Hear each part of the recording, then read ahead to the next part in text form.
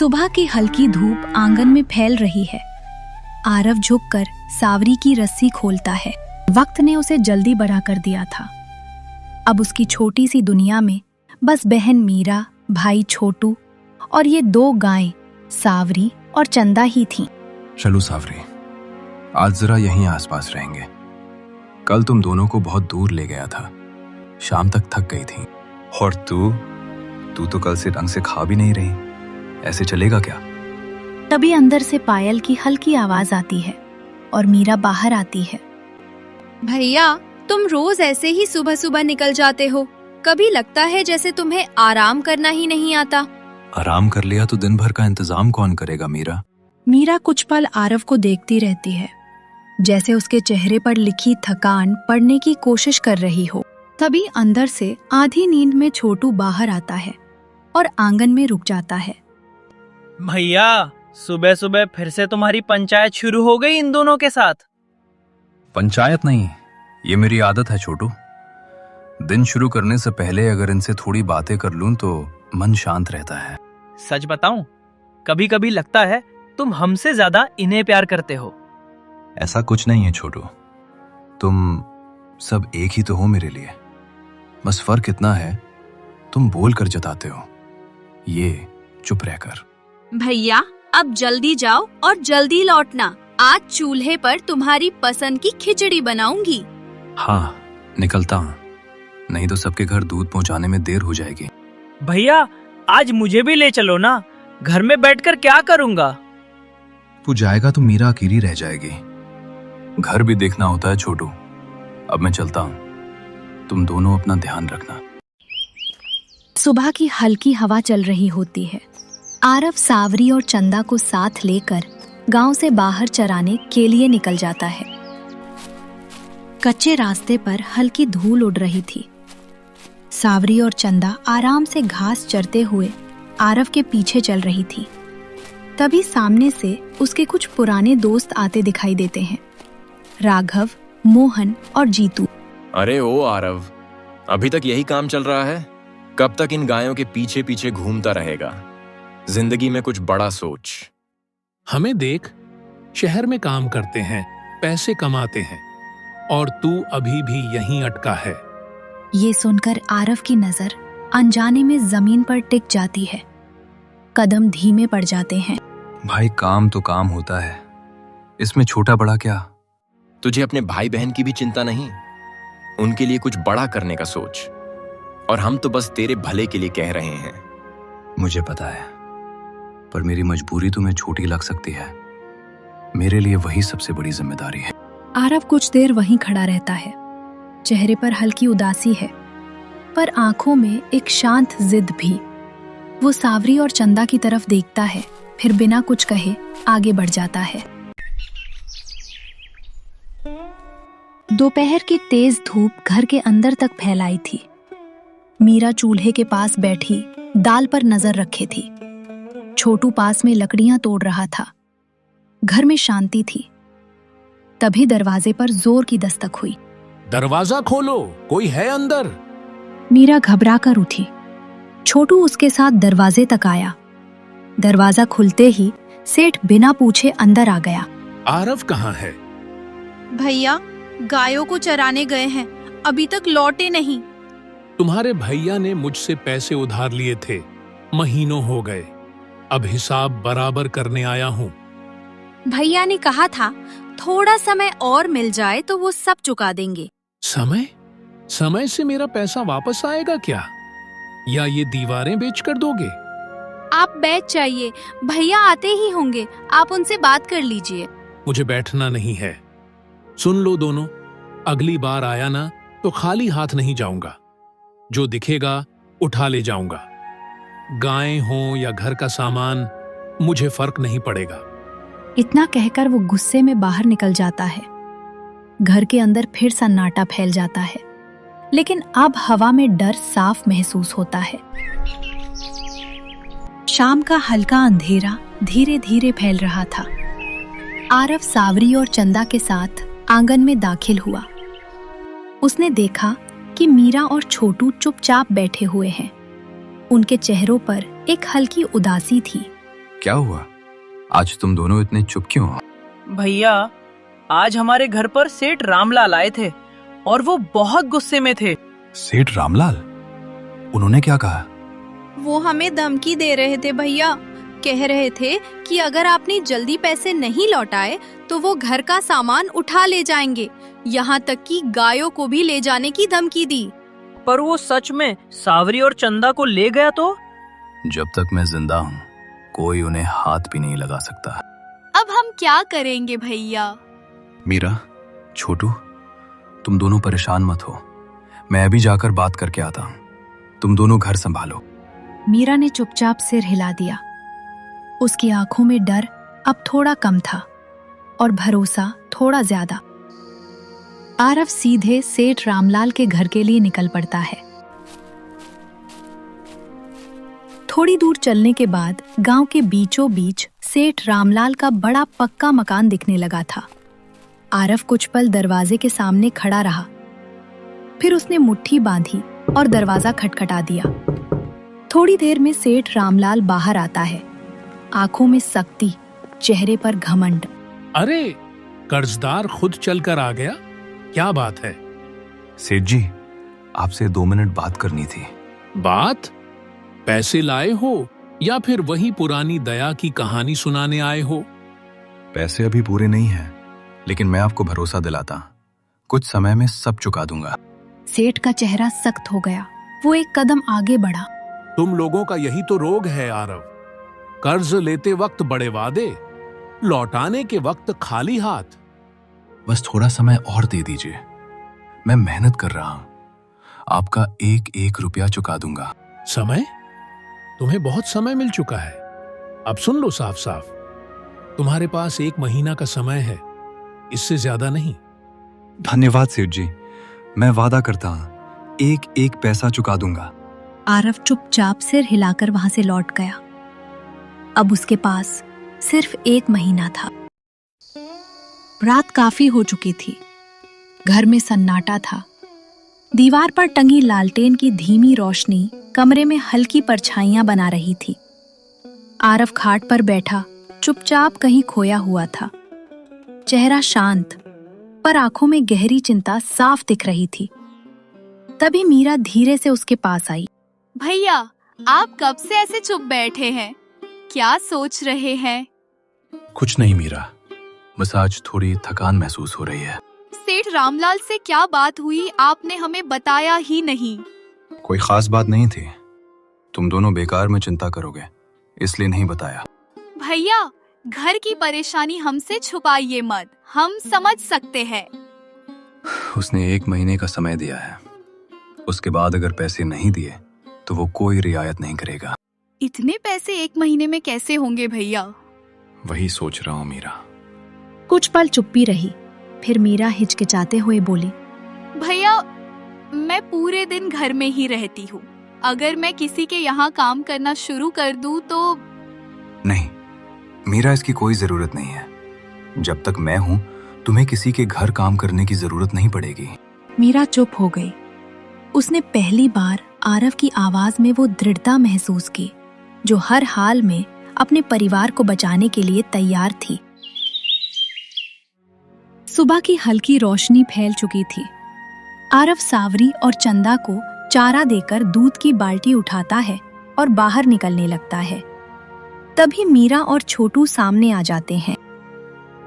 मीरा, छोटू, तुम दोनों घर का ठीक से ध्यान रखना। मैं दूध देकर जल्दी लौट आऊंगा। आप बेफिक्र रहिए भैया, हम यहाँ सब संभाल लेंगे। हाँ भैया, आप आराम से जाइए, हम आपका इंतजार करेंगे। कोई भी बात हो तो घबराना मत, मैं बस थोड़ी ही देर में वापस आ जाऊंगा। इतना कहकर आरव दूध की बाल्टी उठाता है, एक नजर मीरा और छोटू पर डालता है और तेज कदमों से बाहर निकल जाता है। आरव के जाते ही घर में हल्की खामोशी छा गई। मीरा दरवाजे की ओर कुछ पल देखती रही, फिर धीरे से बैठ गई।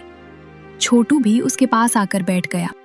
दीदी, भैया हमारे लिए कितना मेहनत करते हैं ना। हाँ छोटू, माँ पिताजी के जाने के बाद भैया ने ही सब संभाला है और हम उनके लिए कुछ भी नहीं कर पाते। भैया अपनी हर चिंता हमसे छुपा लेते हैं। ताकि हमें डर ना लगे। दोनों कुछ पल चुप रहे। उनके मन में आरव के लिए और भी सम्मान और अपनापन भर गया था। आरव दूध की बाल्टी टांगे एक एक घर पर दूध पहुंचा रहा था। गांव वाले उसे देखते ही मुस्कुरा देते। कोई हालचाल पूछता, कोई काम की बात करता। कैसे हो आरव? आज कुछ थके थके लग रहे हो। सब ठीक है काका, बस काम थोड़ा बढ़ गया है। गली में आगे बढ़ते हुए आरव एक घर के सामने रुका। वहां 2-3 औरतें एक साथ खड़ी बातें कर रही थीं। उसे देखते ही सब मुस्कुरा उठी। आ गया आरव बेटा, तुम्हारे दूध का तो स्वाद ही अलग है। इतना गाढ़ा दूध पूरे गांव में किसी का नहीं। तुम अपनी गायों का बहुत ध्यान रखते हो, तभी दूध भी इतना अच्छा होता है। वैसे एक बात पूछे बेटा? जी पूछिए। तुम शादी कब करोगे?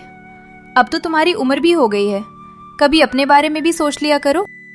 आरव कुछ पल चुप रहा, फिर हल्की मुस्कान के साथ बोला, अभी घर की जिम्मेदारियां ही पूरी नहीं हो पा रही काकी।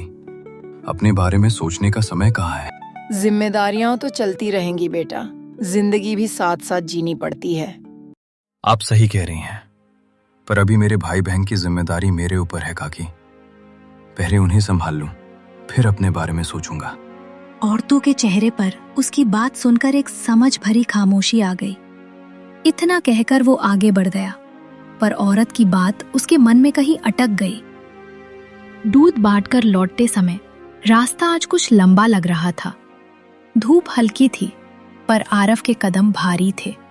वो धीरे धीरे चलता हुआ मन ही मन सोच में डूब गया। हे भगवान, ये कैसी परीक्षा ले रहे हो मेरी।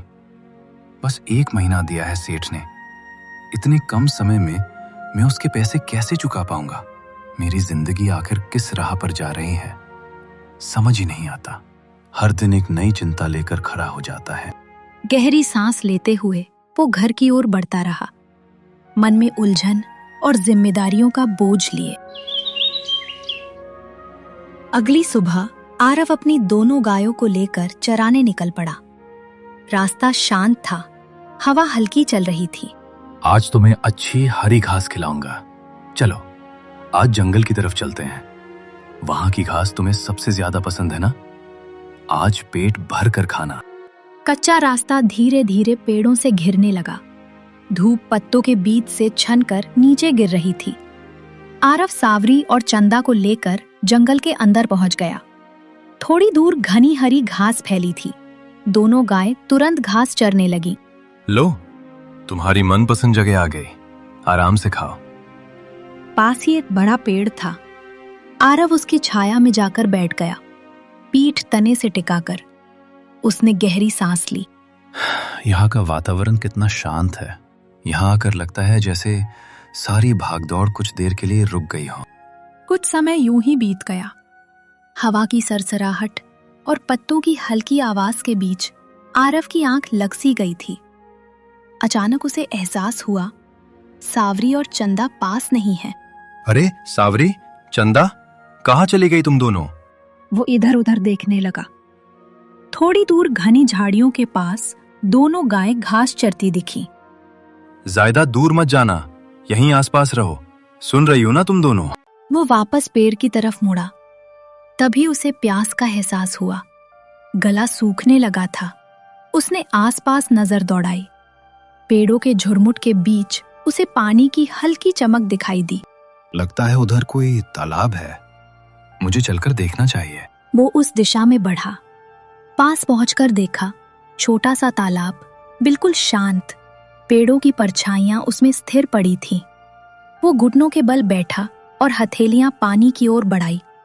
तभी तालाब की गहराई से एक धीमी गूंजती आवाज उठी। आरव। कौन है? चारों तरफ घना सन्नाटा, पेड़ स्थिर, हवा थमी हुई। कौन है? सामने आओ। मेरा नाम तुम्हें कैसे पता? कौन हो तुम? दिखाई क्यों नहीं देते? अचानक तालाब में तेज हलचल हुई। कुछ ही पलों में एक सुंदर युवती पानी के ऊपर खड़ी थी। आरव सन्न रह गया। डरो मत आरव, मैं तुम्हें कोई हानि नहीं पहुंचाऊंगी। तो फिर यहाँ क्यों हो? और मुझे क्यों पुकार रही थी? क्योंकि तुम ही हो जो मेरी आवाज सुन सकते हो। इस जंगल में बहुत लोग आए, पर किसी ने मुझे नहीं सुना। सिर्फ मैं? ऐसा कैसे हो सकता है? मुझे तुम्हारी मदद चाहिए आरव। बहुत समय से मैं इंतजार कर रही हूँ किसी ऐसे इंसान का जो मेरी पुकार सुन सके। मदद? कैसी मदद? मैं एक साधारण आदमी हूँ, मैं क्या कर सकता हूँ? युवती ने कुछ क्षण आरव को देखा, फिर शांत स्वर में बोली, मेरा नाम अन्विका है और मैं चंद्रपुर गांव की राजकुमारी हूँ। चंद्रपुर की राजकुमारी? ये तो मेरा ही गांव है, पर मैंने तुम्हें कभी नहीं देखा। क्योंकि ये सब कुछ ही दिनों पहले हुआ है आरव। उस दिन मैं अकेले जंगल में घूमने आई थी। यहीं मेरी एक साधु से गलती हो गई। मेरे व्यवहार से उन्हें ठेस पहुंची और उन्होंने क्रोध में मुझे श्राप दे दिया। कैसा श्राप? और ये तुम क्या कह रही हो? उन्होंने मुझे इस तालाब से बांध दिया। जब तक श्राप नहीं टूटेगा मैं इसी जल में कैद रहूंगी। आरव ने तेजी से सिर हिलाया। उसके कदम पीछे हटते जा रहे थे। तालाब, सन्नाटा और सामने खड़ी रहस्यमयी युवती, सब मिलकर उसके मन में डर भर रहे थे। नहीं, ये सब सामान्य नहीं है। कोई इंसान पानी से यूं बाहर नहीं आता। तुम चाहे जो भी हो, मैं यहाँ एक पल भी नहीं रुकूंगा। उसने पलटकर दूर खड़ी सावरी और चंदा की ओर देखा, जो अब भी घास चर रही थी। सावरी, चंदा, चलो यहाँ से अभी। अन्विका की आवाज फिर गूंजी, आरव मत जाओ, तुम ही मेरी आखिरी उम्मीद हो। आरव ने पीछे मुड़कर नहीं देखा। उसके दिल की धड़कन तेज हो चुकी थी। वो बिना रुके, बिना पीछे देखे जंगल के रास्ते की ओर बढ़ता गया। शाम ढल चुकी थी। आंगन में हल्की रोशनी थी। मीरा दरवाजे के पास खड़ी बार बार रास्ते की ओर देख रही थी और छोटू खाट पर बैठा बेचैनी से पैर हिला रहा था। तभी दूर से आरव आता दिखा। उसके कदम धीमे थे, चेहरा उतरा हुआ। भैया, आज आप इतनी देर कहाँ रह गए? हम कब से आपका इंतजार कर रहे थे। बस सावरी और चंदा को लेकर थोड़ा दूर निकल गया था। समय का ध्यान नहीं रहा। भैया, आप ठीक तो हो ना? आज कुछ अलग लग रहे हो। कुछ नहीं, बस थकान है। तुम दोनों मेरी चिंता मत करो। भैया, इतना दूर मत जाया करो। जंगल का इलाका ठीक नहीं है। हाँ, हमें भी डर लगता है। देर हो जाए तो मन घबराने लगता है। आरव ने एक पल दोनों को देखा, फिर चुपचाप घर के अंदर चला गया। उसके चेहरे पर वही अनकहा डर अब भी साफ दिखाई दे रहा था। इधर चंद्रपुर राज्य के राजमहल में गहरी चिंता का माहौल था। चारों ओर सन्नाटा फैला हुआ था। खिड़कियों से आती धूप राजकक्ष में पड़ रही थी, लेकिन उस उजाले में भी बेचैनी साफ महसूस हो रही थी। पूरा 1 महीना बीत गया और अभी तक अन्विका का कोई पता नहीं। हर दिन उम्मीद के साथ आंख खुलती है और हर रात निराशा लेकर सोना पड़ता है। महाराज, हमारी अन्विका कब मिलेगी? महाराज, पूरे चंद्रपुर और आसपास के जंगलों में सैनिकों को भेज दिया गया है। हर दिशा में खोज जारी है। फिर भी मेरी बेटी का कोई निशान नहीं। ऐसा कैसे हो सकता है? महाराज, कुछ ग्रामीणों ने कहा है कि राजकुमारी को आखिरी बार जंगल की दिशा में जाते देखा गया था। मेरी बेटी कहाँ होगी इस समय? किस हाल में होगी? ये सोचकर मेरा दिल बैठ जाता है। खोज बंद नहीं होनी चाहिए मंत्री जी। जब तक अन्विका मिल नहीं जाती, एक पल भी विश्राम नहीं होगा। जैसी आज्ञा महाराज। राजकक्ष में फिर भारी सन्नाटा छा गया। बाहर धूप थी, भीतर चिंता का अंधेरा। ऐसे ही समय बीतता है। एक दिन आंगन में सावरी और चंदा सुस्त खड़ी थीं। न पहले जैसी फुर्ती, न आवाज। उनके आगे रखा चारा वैसे ही पड़ा था। आरव पास खड़ा उनकी हालत देख रहा था। क्या हो गया है तुम दोनों को? पहले तो चारा देखते ही टूट पड़ती थी, आज ऐसे खड़ी हो जैसे किसी बात का दुख हो। उसने खाली दूध के बर्तनों की तरफ देखा और हल्की सांस भरी। पूरा 1 महीना हो गया। सेठ का कर्ज कैसे चुकाऊंगा मैं, समझ नहीं आता। तुम दोनों ही तो मेरा सहारा हो। जल्दी ठीक हो जाओ, नहीं तो मैं सच में टूट जाऊंगा। तभी पीछे से मीरा उसके पास आई। उसने कुछ पल आरव को चुपचाप देखा, भैया, क्या हुआ? आप इतने उदास क्यों लग रहे हो? कुछ नहीं मीरा, बस इन दोनों की हालत देख रहा था। कई दिनों से ठीक से खा भी नहीं रही। शायद इन्हें वैद्य को दिखाना पड़ेगा। हाँ, दिखाना तो पड़ेगा, पर उससे पहले ये सोच रहा हूँ कि सेठ का कर्ज कैसे चुकाऊंगा। पूरा 1 महीना हो गया और मेरे पास देने के लिए कुछ भी नहीं है।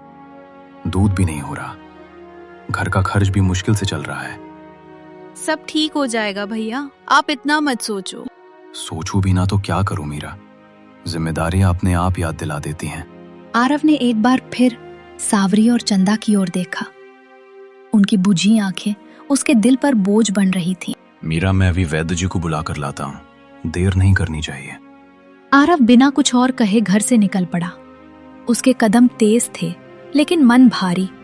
हर कदम के साथ सेठ का कर्ज जैसे उसके कानों में गूंज रहा था।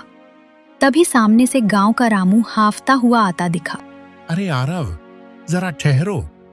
क्या हुआ रामू काका, आप इतनी जल्दी में क्यों हैं? तुम्हें सेठ जी ने बुलाया है, अभी के अभी हवेली पर। अभी? लेकिन क्यों? कारण तो नहीं बताया, पर आवाज कुछ ठीक नहीं लग रही थी। बोले उसे कह देना ज्यादा देर न करे। ठीक है काका, मैं आता हूँ। आरव वहीं कुछ क्षण खड़ा रहा। एक तरफ बीमार सावरी और चंदा, दूसरी तरफ सेठ का कर्ज। हे भगवान, अब क्या करूं? और फिर उसने धीरे धीरे हवेली की ओर कदम बढ़ा दिए। कुछ ही देर में आरव सेठ रामलाल की हवेली के सामने खड़ा था। ऊंची दीवारें, भारी दरवाजा और भीतर का सन्नाटा जैसे डर पैदा कर रहा था। नौकर ने दरवाजा खोला और उसे अंदर ले गया। घर के बीचों बीच सेठ रामलाल बड़ी आराम कुर्सी पर बैठा था। आओ आओ आरव, बड़ी देर लगा दी आने में। मैं तो कब से तुम्हारा इंतजार कर रहा था। सेठ जी, आपने बुलाया था? हाँ, बुलाया था। आखिर हिसाब किताब भी कोई चीज होती है। आज पूरे 1 महीने हो गए हैं, याद है ना? जी, याद है। तो बताओ, मेरे पैसे कब लौटा रहे हो? सेठ जी, बस थोड़ा और समय दे दीजिए। गाय बीमार है, दूध भी नहीं हो रहा। जैसे ही हालात सुधरेंगे, आपका 1-1 पैसा चुका दूंगा। सेठ का चेहरा सख्त हो गया। उसने गुस्से में बोला, बस ये थोड़ा समय मैं 1 महीने से सुन रहा हूं। मुझे बहाने नहीं, पैसे चाहिए। मैं वादा करता हूं सेठ जी, बस कुछ दिन और। सुन लो आरव, अगर कल सूरज ढलने तक मेरे पूरे पैसे नहीं मिले तो तुम्हारी दोनों गायें और तुम्हारा घर मेरे नाम हो जाएगा। लेकिन सेठ जी, वो मेरा घर है, मेरे माता पिता की आखिरी निशानी। तो फिर बचा लो उसे। कल तक का समय है, उसके बाद कोई दया नहीं होगी। हवेली में सन्नाटा छा गया। आरव की आंखों में चिंता साफ झलक रही थी। वो बिना कुछ कहे मुड़ा और भारी कदमों से बाहर निकल गया। दोपहर का समय था। राजमहल के ऊंचे झरोखों से धूप की सुनहरी किरणें दरबार हॉल में फैल रही थीं। राजा सिंहासन पर बैठे थे, पर चेहरे पर गहरी चिंता की रेखाएं थीं। मंत्री जी, कुछ पता चला हमारी पुत्री का? महाराज, हमने पूरे राज्य में सिपाही भेज दिए हैं। जंगल, नदी, सीमाएं, हर जगह खोज जारी है, पर अभी तक कोई सुराग नहीं मिला। एक पिता के लिए इससे बड़ा दुख क्या होगा? मंत्री जी, मेरी बेटी कहाँ है, किस हाल में है, कुछ पता नहीं। राजा की आवाज भारी हो चुकी थी। आंखों में चिंता साफ झलक रही थी और पूरा दरबार गहरी खामोशी में डूब गया। सुनो मंत्री जी, तुरंत पूरे राज्य में ऐलान करवा दो, जो भी हमारी राजकुमारी को सुरक्षित ढूंढ कर लाएगा उसे सोने की अशर्फियों से नवाजा जाएगा, और केवल धन ही नहीं, उसे विशेष सम्मान और जमीन भी दी जाएगी। जैसी आज्ञा महाराज, अभी इसी क्षण घोषणा करवाई जाएगी। अगली सुबह गांव के चौक में अचानक हलचल बढ़ गई। कुछ राजसी घोड़े आकर रुके। उनके साथ मंत्री और कई सिपाही थे। कुछ ही देर में पूरा चौक लोगों से भर गया। भीड़ देखकर आरव भी अपने घर से निकलकर वहां पहुंच गया। गांव के सम्मानित नागरिकों, ध्यान से सुनिए। यह हमारे महाराज का आदेश है। जैसा कि आप सभी को पता है, हमारी राजकुमारी कई दिनों से लापता है। पूरे राज्य में उनकी खोज की जा रही है, पर अभी तक कोई निश्चित समाचार नहीं मिला। लोगों के चेहरों पर चिंता झलकने लगी। मंत्री ने आगे कहा, जो भी व्यक्ति राजकुमारी को सुरक्षित खोजकर राजमहल तक पहुंचाएगा, उसे भरपूर इनाम दिया जाएगा। सोने की अशर्फियां, उपजाऊ भूमि और राज सम्मान प्रदान किया जाएगा। मंत्री की घोषणा सुनते ही आरव सन्न रह गया। अचानक उसे जंगल में मिली वही युवती याद आ गई जो उस दिन आरव से मदद मांग रही थी। क्या वो सच में राजकुमारी थी? मैंने उसकी बात पर विश्वास क्यों नहीं किया? अगर वो अभी भी जंगल में है तो मुझे उसे ढूंढना होगा। भीड़ से हटते ही आरव तेज कदमों से जंगल की ओर निकल पड़ा। कुछ ही देर में वो उसी पुराने तालाब के पास पहुंचा। चारों ओर सन्नाटा था, बस हवा और पत्तों की सरसराहट। आरव आगे बढ़ा और ऊंची आवाज में बोला, क्या तुम मुझे सुन सकती हो? अगर तुम यहाँ हो तो सामने आओ। कुछ पल सन्नाटा रहा, फिर तालाब की लहरों के बीच से वही युवती उभरी। उसकी आंखों में दर्द और हल्की नाराजगी। आज क्यों आए हो? उस दिन तो तुम्हें मेरी बात पर विश्वास नहीं हुआ था। मैं गलत था, मैंने तुम्हें पहचाना नहीं। मुझे माफ कर दो। तुम्हारे पिता तुम्हें ढूंढते ढूंढते व्याकुल हो चुके हैं। पूरा राज्य परेशान है। मुझे पता है, पर मैं महल नहीं लौट सकती। पर क्यों?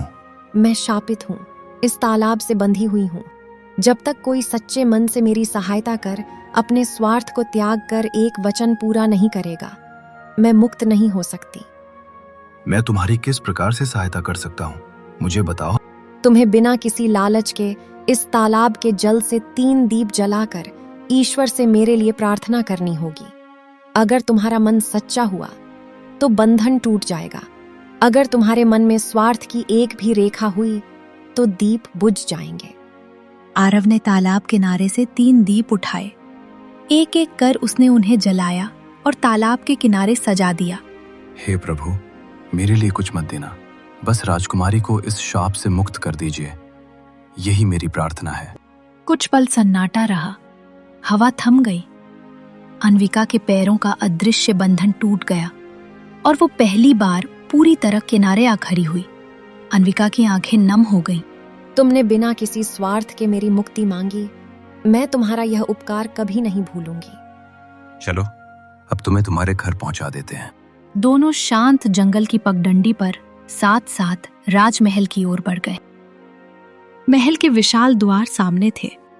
जैसे ही अन्विका ने कदम आगे बढ़ाया, पहरेदारों की नजर उस पर पड़ी और वे स्तब्ध रह गए। महल के मुख्य कक्ष में राजा और रानी गंभीर बैठे थे। अचानक द्वार खुला और अन्विका भीतर आई। कुछ पल के लिए समय जैसे ठहर गया। रानी की सांस अटक गई। अन्विका, मेरी पुत्री, कहीं ये सपना तो नहीं? तुम सच में लौट आई?